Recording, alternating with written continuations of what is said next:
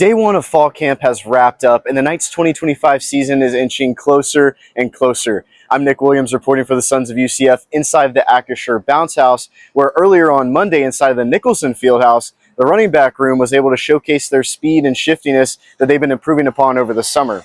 One of those running backs being Jaden Nixon, who wants to prove this season that he's one of the top running backs in the league, but another side of him just wants to leave behind a legacy. For last year, I guess that was like a different time for me. You know what I mean? Like I said, I want to prove what I could do and be one of the top running backs. Obviously, it's the same thing this year, but I don't really feel like it's proven anything. This year, a lot of people already seen what I can do this year. It's about coming together as a team. We got a whole bunch of new guys and stuff like that. So I really just want to come together as a team, go out there and win some games, and leave a legacy. Really, that's what it really is to me.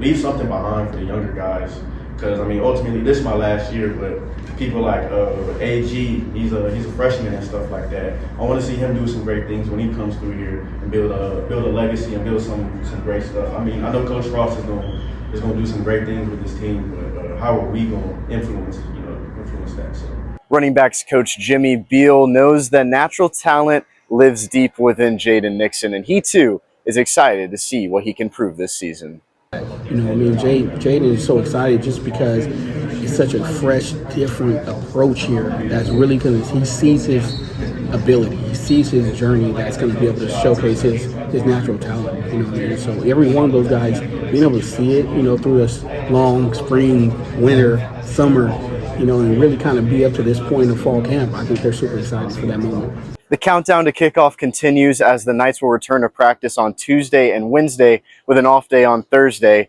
And then Friday, media will be back to speak to Coach Frost and players. For the Sons of UCF, I'm Nick Williams. Andrew Cherico in the Bounce House for the Sons of UCF. First day of fall practice, high energy, shaking off the rust, especially for defensive linemen John Walker and Malachi Lawrence, who didn't play in spring recovering from injuries. Now they're quickly stepping into leadership positions. Team goals is just to win, win and be disciplined, because discipline wins games. So those are the two team goals. And then my personal goals is just attack, like 10 plus sacks, definitely this year. That's what I'm aiming for, 20 TFLs. So I seen Trayvon Morris-Brash do it, so that gave me a little bit of hope. So yes, sir. First, because it starts up front. So we got to set the tone up front. We got to stop the push, and we got to do our jobs up front. So of course, I'll say up front is. Man, we got to take ownership for it. It's extremely beneficial because now we don't have to start from ground zero. We can look at the bigger picture, offenses, what are backfield sets, just to take it further. Because the more you know, the faster you play. The less you know, the more hesitant you are. So now those guys, they're playing extremely fast. They just get off the ball now. Just get off the ball, go make plays. Oh, when I was hurt, man, yeah, it was just challenging because, I never had missed a season or a game, and I've been playing football since I was like 6 years old. So, that was a little challenging part for me, watching them, practice and playing, but it also was good for me so I could sit back, watch extra film and just really see the bigger picture of, like, football as a defensive player. How important was it to keep John Walker? Oh, it was very important, man. He's a true staple of what UCF is about, man.